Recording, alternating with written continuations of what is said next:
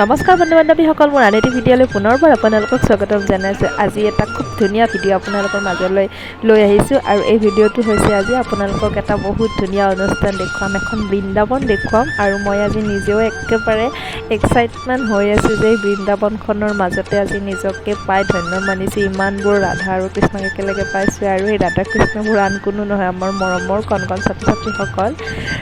আজি আমি নিকেতনত জন্মাষ্টমীৰ প্ৰাক উদযাপন উৎসৱ অনুষ্ঠিত কৰিবলৈ লৈছোঁ আৰু তাৰ কাৰণে এনেকৈ আমি গোটেই বৃন্দাবনখন গোটেই নিকেতনতে দাঙি ধৰিছোঁ। আৰু আপোনালোকক এই বৃন্দাবনখন নেদেখুৱাকৈ থাকিব আচলতে নোৱাৰোঁ, সেইকাৰণে মই আজি আপোনালোকক এই বৃন্দাবনখনৰ মাজলৈ লৈ আহিছোঁ।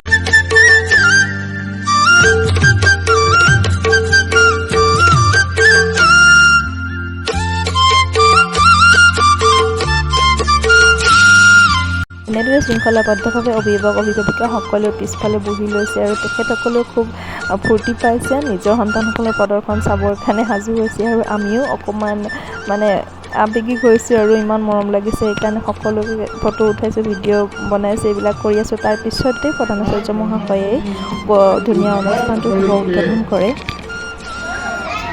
কৃষ্ণ আৰু ৰাধাৰ ভেষত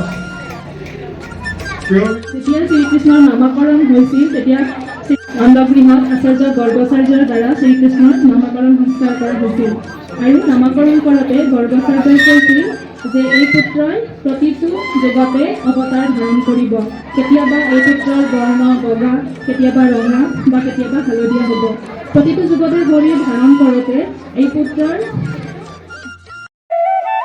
আৰু এনেদৰে আনুষ্ঠানিকতাখিনি শেষ হোৱাৰ পিছতে কণ কণ শিশুসকলৰ প্ৰদৰ্শনখিনি আৰম্ভ হয়।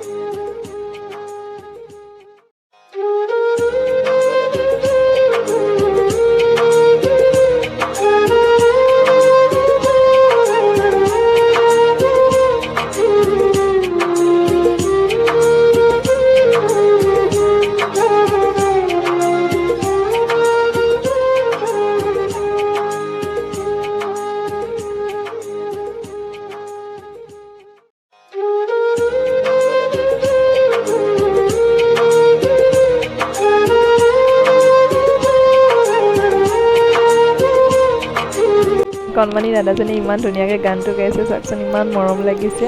আৰু ইয়াৰ পিছতে আমাৰ কণ কণ ছাত্ৰ ছাত্ৰীসকলৰ প্ৰদৰ্শনৰ সামৰণি পৰে। ধন্যবাদ।